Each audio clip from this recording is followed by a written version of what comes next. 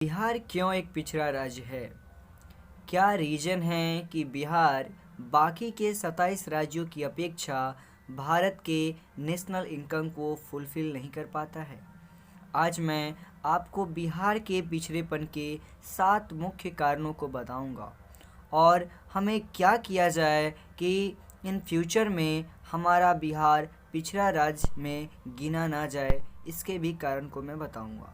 सबसे पहले तो आप ये समझिए कि भारत में जो 28 राज्य और 8 केंद्र शासित प्रदेश हैं, उसमें बिहार का पर कैपिटल इनकम सबसे लोएस्ट है, जो 31,000 सालाना के आसपास है। ऐसा क्यों?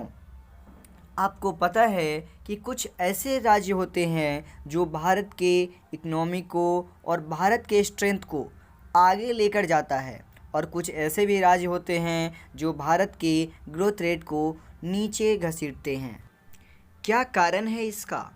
फिल्मों में, अन्य शहरों में, राज्यों में क्यों बिहारी को दूसरे दृष्टिकोण से देखते हैं? क्यों ऐसा बोलते हैं कि एक बिहारी 100 बीमारी? आप विदेशों में तो बहुत कहते हैं कि अफ्रीका, अमेरिका में कि भारतीयों के साथ भेदभाव हो रहा है, लेकिन हम आपस में भी तो वैसा ही करते हैं।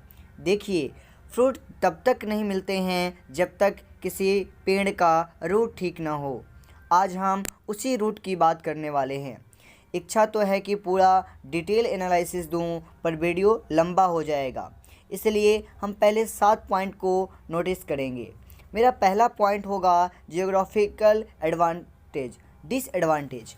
एक तो हमारा बिहार लैंडलॉक स्टेट है, मतलब यह चारों तरफ से स्थल सीमाओं से घिरा हुआ है, जिसके कारण यहाँ कोई इंटरनेशनल जियोग्राफिकल लोकेशन नहीं है। जैसे कोस्टल रीजन, आप जानते हैं गुजरात, महाराष्ट्र, कर्नाटक, केरला, ये सभी जो स्टेट हैं ये काफ़ी डेवलप स्टेट हैं, क्योंकि यहाँ कोस्टल रीजन्स है। एक तरफ से समुद्री जगह है जहाँ से विदेशों से आने जाना का रास्ता साफ़ है। यहाँ पे बिजनेस करना बहुत ही सरल होता है, जिससे आज यहाँ पे इंडस्ट्री से लेकर हर कुछ है और यह राज्य काफ़ी आगे है। बिहार पूरी तरह से लैंडलॉक है। अगर खुलता भी है इंटरनेशनल पे तो वह नेपाल है, यानी यूँ कहें तो हम तो डूबेंगे सनम, तुम्हें भी ले डूबेंगे। कुछ ऐसा ही है हमारे बिहार और नेपाल के साथ। यहाँ तो ट्रांसपोर्टेशन साइड मिलता नहीं है, जिससे यहाँ वस्तुओं की कीमत भी बढ़ जाती है, और एक तरफ सुखाड़ तो एक तरफ बाढ़ जान मार देता है।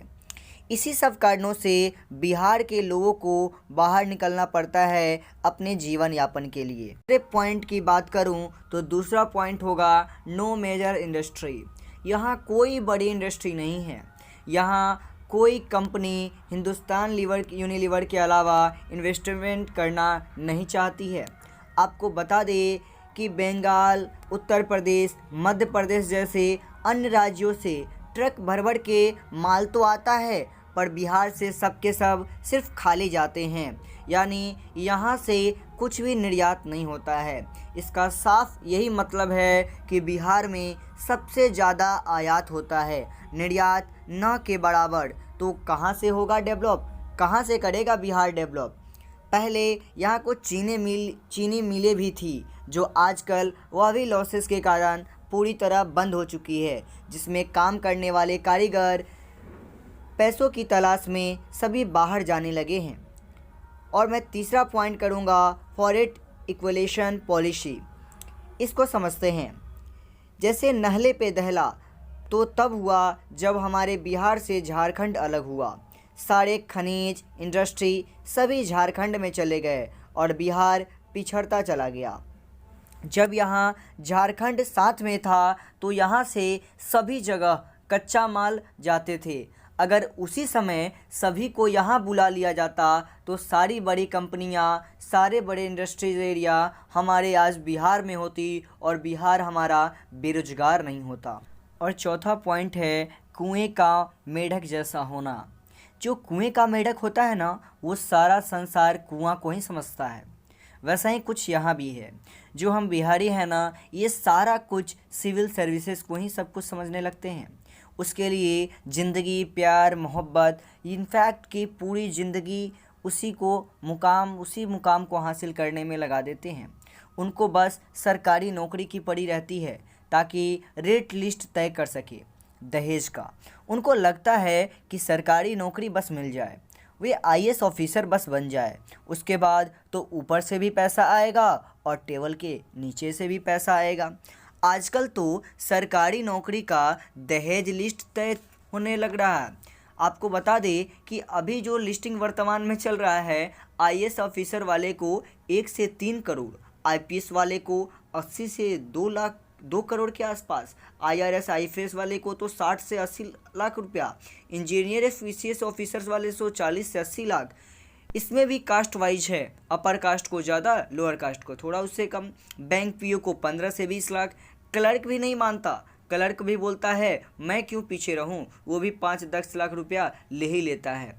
इसका मतलब कि अगर एक छोटी सी भी सरकारी नौकरी हो जाती है तो उनके दहेज का हाई डिमांड होने लगता है। एक बिहारी के लिए कहीं सूखा तो कहीं बाढ़, न मिले नौकरी न व्यापार तो सरकारी नौकरी है सब कुछ यार, ऐसी वाली बातें हो जाती है। और 5वां है बिहार में कास्ट पॉलिटिक्स।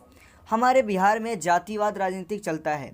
डेवलपमेंट राजनीति की भी बातें करते हैं लोग, बोलते तो सभी की 10 लाख जॉब देंगे, 20 लाख जॉब देंगे, लेकिन सिर्फ बातें भर ही नहीं, क्योंकि इन कमीना और बातूनी नेता से बिहार कभी डेवलप नहीं करने वाला, ये बात आप भी जानते हैं।